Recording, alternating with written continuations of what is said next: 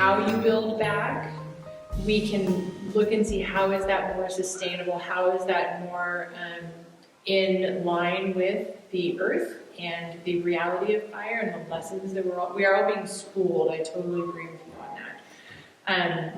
And that magical thinking is just not a place that we can live, and it's causing so much grief and destruction. So, but we will bring different people at different times that we know that you can trust, because there are 3 types of people who rush in post-disaster.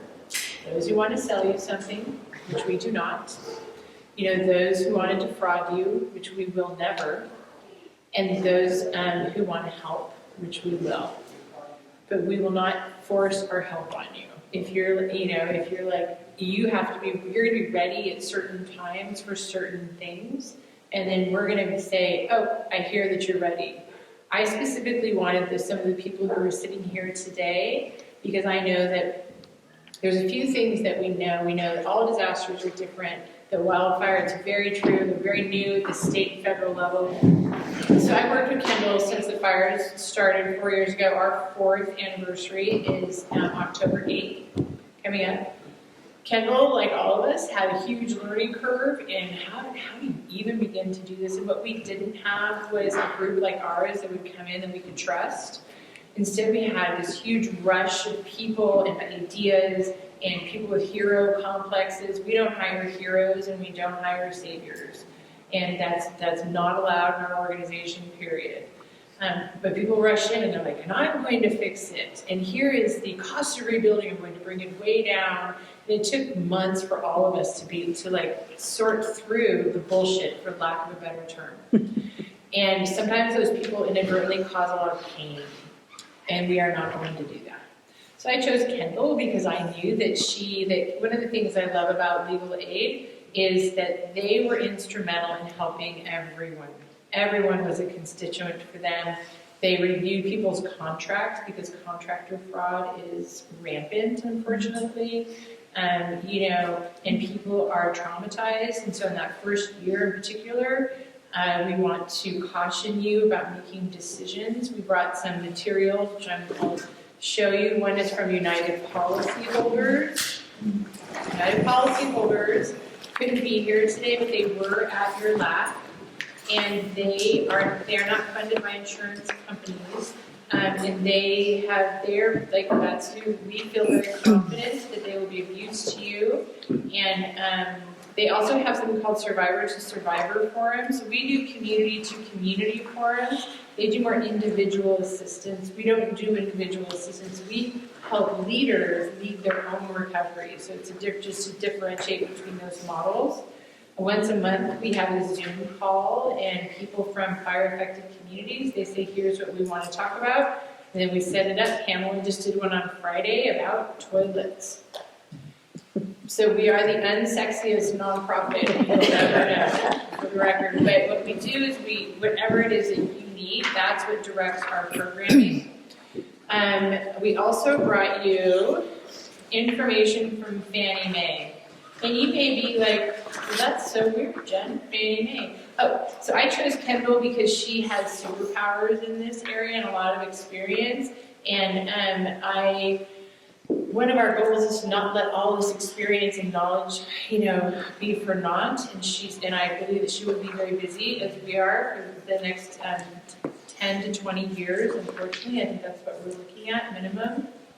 When Fannie Mae called me in January of 2018, they wanted to come see our disaster, and I started a disaster response network. And whatever happens at Fannie Mae has to be mirrored by Freddie Mac, and that influences $11 trillion worth of mortgages in this country. And that's where the policy sweet spot is.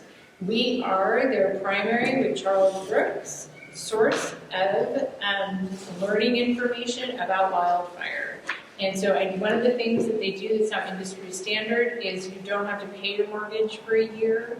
There is no penalty for that. You do have to tell your mortgage company, and if they tell you that that doesn't exist, there's a know your options. It's all in here. You can look at it. If you have any issue with that, give us a call. It also has a warning about avoiding scams, which Kendall is very helpful with. The scammers will come.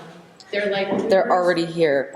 I guarantee it. Yeah, for your soul. I don't know how they sleep at night, but like maybe they don't. Maybe they sleep in a coffin. I have no idea. But they will.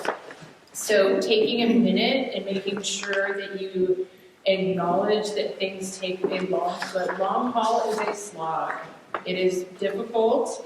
Our goal is to make it a little shorter, a little easier, a little less painful for you, and a little less alone. You're not alone. You're welcome to our, God, I'm going to have potty mouth today, but not really. It's a bit of a shitty club, but we all belong to it. And the good news is it is actually full of really wonderful people.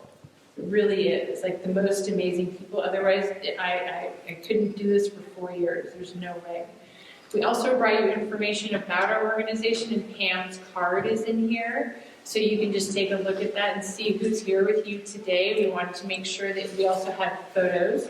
So that, because we know what having fire brain is like, because we all have it. Some days we still have it, because we've had 4 major fires now in our county. That's just our county. So you'll see, I put Charles on there in case some of you know him, but now you have names, and we'll give you all contact information. Pamela is taking over the C2C program, but I will be back once in a while, but she is going to be your main point of contact.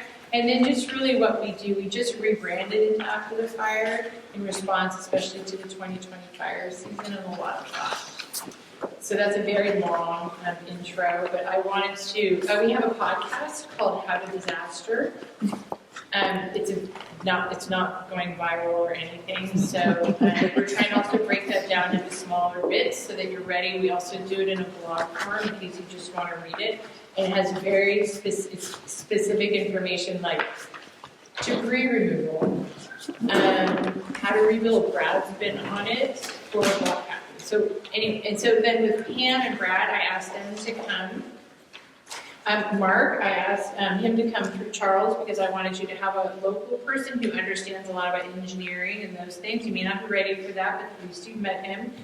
But today, we do want to listen. I know we're running over, but one of the things I'd like Brad can start to talk about is how to organize your community in a way that is cohesive, that breaks down trauma, that builds up trust, and really increases your ability to make your voices heard at the state level, the local level, and of course the federal level. Not in that order necessarily.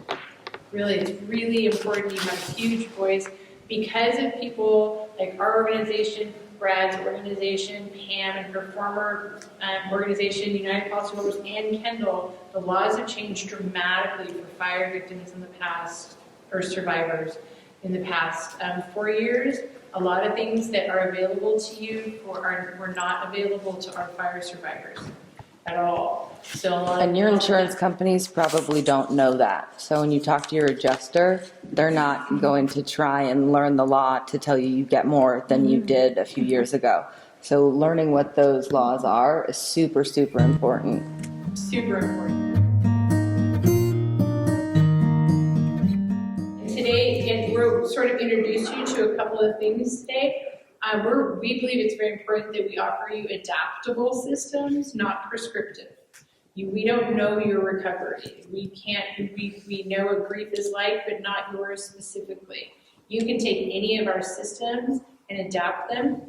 We did this with Paradise in 2019 in Woolsey Fire, and Kendall invited her into that room, and Brad was in that room. We sat down in a small room for 2 days, and I just churned out people who had tried to figure it out before, and then those two groups were able to then take it back and create zone captains, which is based off this model. So Brad, if you can start to talk about it, and Pam will add. It was about 2 months after we lost our home in the Tubbs fire that we started the block captain program.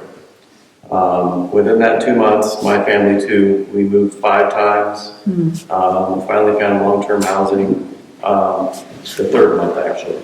But it was that 2nd month in that, the Tubbs fire, big fire scar, we looked to our county supervisor, James Gore, for leadership. And we sat him down, we being, really at the time, there was about 4 of us from our Larkfield community. right? You got Santa Rosa, and you have the little unincorporated town of Larkfield, which is where I live. We don't have a city council. We don't have any local governing board other than our school district, which I also sit on. And it was really through the school district and a couple key folks that I just happened to know in Larkfield that we were, we're still in this damn fog. What the hell just happened? And I would say like, hey Sam, have you heard about what the hell is going on with, the water situation? Or, people, we just had these informal conversations. And then all of a sudden we just started meeting Wednesdays at 7 a.m. at someone's office, and we just developed this block captain program. And we invited James Gore to come in, and he was the one that really embraced this. And he saw our block captains as really his, lieutenants in the field for getting information out to the community. So we wanted to help James, our county supervisor, hear what the hell is going on the ground, and vice versa. We wanted to hear what was going on at the county level, at the state level, and the federal level. So, hence, our little block captain program grew into about a group of 45 block captains for our community. Pam had a similar program in her area, which James Gore also served. Same county supervisor, yes. Same county supervisor, but we had different block captain programs based on our own unique areas, right? It was through that block captain program where we met every Wednesday, 7 o'clock for 2.5 years, that James would hear from us and he would come. He made it mandatory for himself to come. And that was critical because it was only the county supervisor that would give us the real, legit rumor mill information. He would then bring in, based on our recommendations, speakers. The Army Corps of Engineers talk about debris removal. Local water company talk about water. TPW, Transportation Public Works, about roads. Legal advice came in and talked to us about, here's what you need to know, here's how to talk to your insurance companies. We even brought in the damn insurance companies at one point. I say damn because I still am pissed at them. And it was just this awesome dialogue that we all were able to generate. But the job didn't stop there. Anyone who signed up to be a block captain had to dedicate time, energy, and resources to disseminating the information we learned from that meeting to our little neighborhoods, right? So you had about 700 homes in Larkfield that burned down. I was responsible for 200 of those, okay? So what I did, I created a website. And it was Larkfield Strong, and that's where I would post all my meeting notes, pictures, maps. It was all subdivided by key categories, and that really became the hub for our neighborhood. We had one of our block captains immediately sent out a postcard. She sent it to everyone's physical addresses because after 2 months, a bulk of folks had found some type of housing and or had put a forwarding address into the postal system. So the post office immediately forwarded our postcard of, hey neighbor, we miss you, connect with us. And then we had the URL, the website. And that's how we began communicating. We created a Facebook page, we created an email. I'll be honest, of the 200 homes, I'm 42, majority of my neighbors are probably 70 plus. It was an older community who weren't on Facebook, they weren't on social media. And so I actually ended up communicating a lot with their kids or their grandkids. And they would help grandma or grandpa get connected to Facebook or to get on Twitter. And so we kind of did a multimedia platform of communications and information sharing. Because we had neighbors who moved all the way to Tennessee or Florida. Several neighbors moved all the way to Alaska. I mean, it was crazy where people ended up. Bottom line is, it was through that block captain program that kept our county supervisor on track. We wanted to make sure he was on track with what we needed. Every government politician wants to help do something. But quite frankly, they've got so much coming in at them, we had to remind him, we are who matter the most. We are the ones that you serve. And he would basically say, okay, what do you need? So we would devise the agenda for the meetings, the unmet needs list. Here are things our community needs to rebuild. Here are the things we need to know it's going to happen, and we're going to hold you accountable, sir. And he freaking loved it because it made his job so much easier. And it provided the county staff with a clear scope of work. So 4 years has passed. Today, literally right now, I'm on my phone because my ring camera's going off. They're repaving all of our roads. We fought tooth and nail to repave our roads because PG&E had to come in and put gas lines. We had sewer lines installed. So our roads got tore up, not to mention all the cars that melted on the road and trailers. And so one of the things we fought for was, hey, we can build these great homes and we'll move back to the neighborhood. But my kids can't even ride their bike down the street because literally it's like we're living in a third world country. Not an issue for all neighborhoods, but it was for us. Through our block captain program, we were able to get PG&E settlement funds back in the neighborhood to repave roads. That's 4 years later, we're finally getting roads repaved. Another example is undergrounding wires. Once again, block captain program advocated for PG&E to invest and fund the 20A permit, I think that's the name of it, 20A or 20B, to underground our distribution lines in our neighborhood. Every frickin' distribution line fell that night during the fire, and we had at least 20 neighbors get trapped in the court with fire all around them. So, once again, block captain program advocated for that change. We went to Sacramento, advocated for insurance changes, which have been made and which have been done. So it really is important, but bottom line, none of it is going to work if you don't have folks who you can trust to be leaders on top of all the other crap you're going through. And I probably have lost so much hair in the last 4 years that I wear a hat more than I ever have. And honestly, my wife, she hates change, and so for us, this fire was like a major, it was tough on the marriage, 2 young kids, a 3-year-old and 5-year-old at the time, and she had to be comfortable with me dedicating my time to this on top of our own rebuild. And so I think having that legitimate conversation with your block captains, if you go that route, has to be had. And it becomes a family, and it becomes a network. We just had our block captain recap meeting 2 nights ago on Zoom, and we're getting ready to celebrate our 4th year anniversary. And we've decided what we're going to do is do a thank you column in the paper, thanking our community leaders for helping us rebuild. And we're going to have a little check mark list of everything that's been accomplished. It can be done. I never thought we would get PG&E to underground our lines. I never thought that 90% of my neighbors would come back and rebuild. And I would say of that 90%, easily 50% rebuilt because of the support the block captains provided. They were lost, they were in a fog, they didn't know who to build with. We brought in developers and allowed to have workshops where our neighbors could come in and meet with different builders who we vetted because there were crooks and there were scams. And I'll just say it, those neighbors who did not participate in our block captain development workshops got scammed. Almost every single one of them. And they either have not rebuilt or they lost $150,000 from these scams. I literally know 12 of my neighbors whose lots are currently empty because they lost $100,000 or more to one contractor and they can't afford to rebuild. And they've given up. So now they've moved out of the area, and they were great neighbors, great people. So it's a vital program, and the most important thing is that it's coming from you. And I have to say it, it's not coming from Jennifer. Nope. It's not coming from me. It's not coming from an outsider. It's coming from a neighbor who's trusted, and that is so important.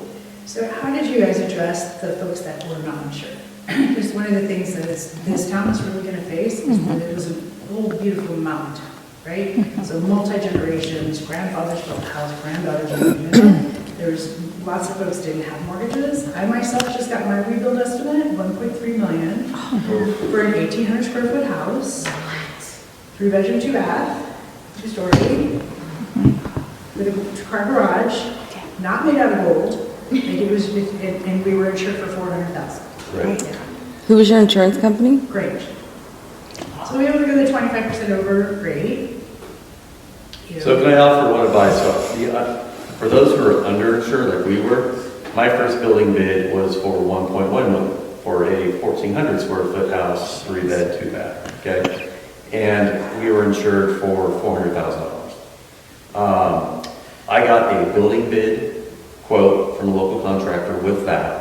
I sent it to State Farm, and I said, I better get every damn penny of my policy. 3 months later, is how much it took me 3 months after 2 months of fire for them to come back and say, we'll give you $425,000. You know, which was more above and beyond. But the bottom line is, over communicate with your insurance company, put everything in writing. I'm not going to go into the Kendall speech, but for those who are not insured, This is gonna be the biggest challenge. that's the biggest. Yeah, you're gonna have to go to alternative resources. You know, well, FEMA caps out now it more than that. You can get 34,800 from the individuals and households program, and then 34,800 from the other needs assistance program, and that doesn't include like disability or medical related things. So technically, you can get more than that. As an individual, you can also get an SBA loan of up to $200,000 for your home, $40,000 for personal property. If you're a business, you can get up to $1 million for anything related to your business, assets, rebuilding, paying people, employees, things like that. But generally, what ends up happening is community foundations come in, and they create basically what we refer to as an unmet needs committee, which is generally what they are called, and they can't do, you know, $700,000 difference kind of work, but they can generally help piecemeal things together. Like you get this from FEMA, you get a loan from the SBA that's really low interest, and it's behind anything else. So it does matter if you can afford to do it, but if you have a mortgage, you don't have to pay them both at the same time, is the idea. It sort of gets tagged on afterwards. And then having an unmet needs program, and then working through the state-funded programs, like the Department of Housing and Community Development. They have a community development block grant program. It does take a little bit of time for those programs to unfold. That's actually something we're pushing right now with the state so hopefully you will shorten your time span. That is our plan. But what she's saying right now, like at a block captain meeting, for example, someone would ask that question, okay? And then if we didn't have Kendall in the room, we'd invite her to the next meeting. And we would literally tape record her and put it on our website and our Facebook page, so everyone's got the free. Sign a release. Yeah, yeah. Captain, who was your designated organization or person that you went to when you didn't have the answers? Because in my opinion, that is sorely lacking in our county. Our county supervisor. Well, So you have a couple of ideas. There's so much, we get to hear all day for sure. For the so do apply for public programs, and if they say no, You can email me, you and I'm can- happy And then if to they say no again, email me. No, but also the other thing that a lot of attorneys will not agree with me on this, but the reality is if you're underinsured, I'm of the opinion that is the fault directly of your insurance company. No one goes to their insurance company and goes, please underinsure me. I would love to see what happens, right? So if you're underinsured, there is some room in the law to hold the insurance company responsible for that, because there's basically a regulation that says if you're going to give someone replacement cost coverage or extended replacement cost coverage, that actually has to consider the cost to actually replace their home and everything about it. So in your case, you should have had a farm policy. All of those trees should have been covered. If for whatever reason that stuff is not separately covered or covered very low value, then those are things that you can blame on your insurance company. And the easiest way to go about that is actually not to hire an attorney, but to file a complaint or what's called a request for assistance with the Department of Insurance. Super easy to do. You can do it online. It's a couple of paragraphs, and it's like, I am severely underinsured. My agent represented that my property was fully covered.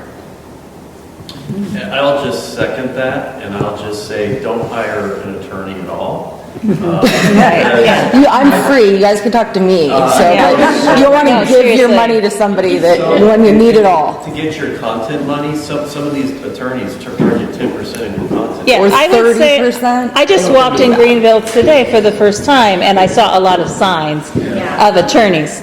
So don't sign with that, just listen, you can listen to some people, but And I never same thing with did, the no. PG&E stuff, like, Yeah.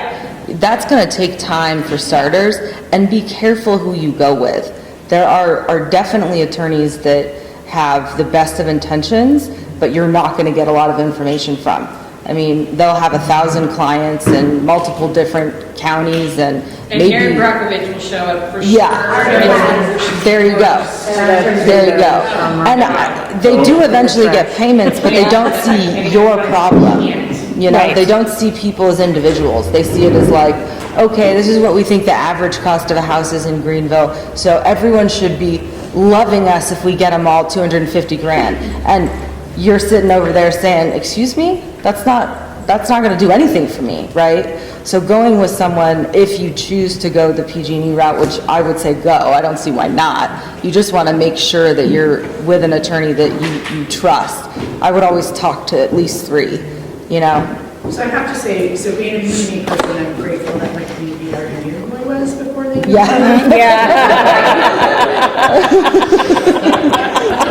Which is kind of a good thing, but I do have to say, like, I have coworkers from Paradise that were up here and actually talked to me and a couple of folks and said, we ran 2 different parallel. Like, he filed a suit against the company and I filed my own independent claim, and neither of us been paid yet. But his attorney's still gonna take 40% and we'll probably end up getting the same.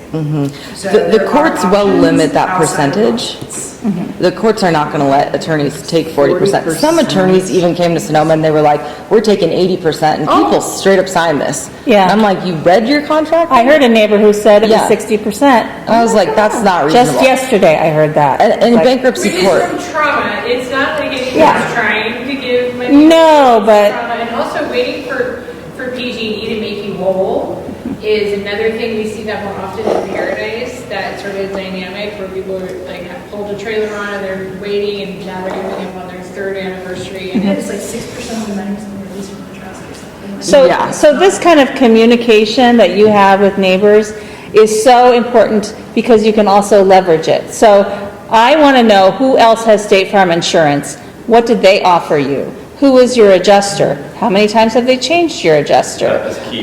Who is your builder? Oh, well, what was included in your contract? What was not included? What are they charging extra for? And compare notes. You should definitely compare notes because you can say, hey, before I signed this, my neighbor got this, and why didn't you offer that to me? And you're supposed to be treated the same. But listen, you won't be able to have those conversations unless you organize your community. And that's because why you you won't be start able with to a say, block captain. these folks have State Farm, these folks have farmers, these folks have Grange, these folks have an orchard, these folks have animals. Like whatever you need to do, find like for like and have those moments where you can talk to each other and honestly talk about so it's not going to be a zero-sum game for you guys because you're all going to work together to get the most you can, you know? Also, USDA, by the way, it has an amazing disaster program, especially for Oh, that's a good point. situations. And we just met with them last week again to talk about the need for them to increase their outreach. But USDA will probably cover some of that from your land. So we did talk to them and they said they'd give us a loan.